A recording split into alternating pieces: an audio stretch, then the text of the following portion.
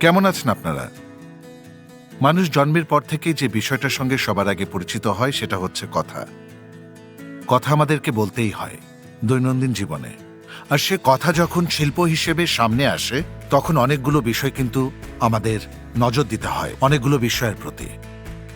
কথার সঙ্গে শব্দ জড়িত, কথার সঙ্গে অভিব্যক্তি জড়িত, কথার সঙ্গে আপনার মনের যে ভাবগুলো রয়েছে সেগুলো কিন্তু জড়িত। এই কথা বলা যখন আপনার প্রফেশনাল লাইফে চলে আসে তখন কিন্তু বিষয়টা একটা অন্য মাত্রায় দাঁড়ায়।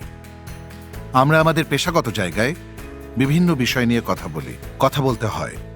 অনেক পেশায় রয়েছে যেখানে ক্লায়েন্টের সঙ্গে কথা বলতে হয়, অনেক পেশা রয়েছে যেখানে কথাটাই মূল কাজ। তাই কথাই শিল্পভাব থাকাটা খুবই জরুরি। এর বাইরেও ভয়েস নিয়ে অনেক ধরনের কাজ হচ্ছে। বিজ্ঞাপনে ভয়েস দেওয়ার বিষয়টা রয়েছে কণ্ঠাভিনয়ের বিষয়টা। সেই সাথে যেটা আমরা বলতে পারি যে কথাকে যখন আপনি শিল্প হিসেবে ব্যবহার করবেন সেখানে অনেকগুলো ক্ষেত্র কিন্তু তৈরি হয়েছে। সে ক্ষেত্রগুলোতে নিজেকে দেখতে চাইলে আপনাকে কথার দিকে অবশ্যই গুরুত্ব দিতে হবে, শিখতে হবে কিভাবে কথা বলতে হয়, জানতে হবে কথার আর্ট বিষয়ে।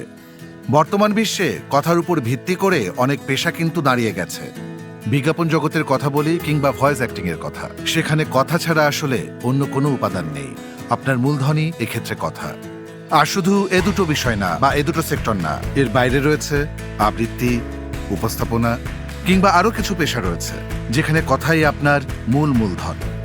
আর এই কথার মধ্যে যখন আপনি শিল্প সত্তা স্থাপন করবেন তখনই সেটা হয়ে উঠবে ভয়েস আর্ট। আর ভয়েস আর্ট জানতে হলে শিখতে হবে কিছু কলাকৌশল, কিছু টেকনিক।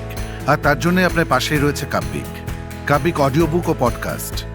আপনাদের জন্য নিয়ে এসেছে ভয়েস আর্টিস্ট ও প্রেজেন্টেশন কোর্স। আমাদের পরবর্তী আয়োজনে যুক্ত হয়ে যেতে পারেন যদি আপনি আগ্রহী হন, যে কোনো পেশার, যে কোনো বয়সের।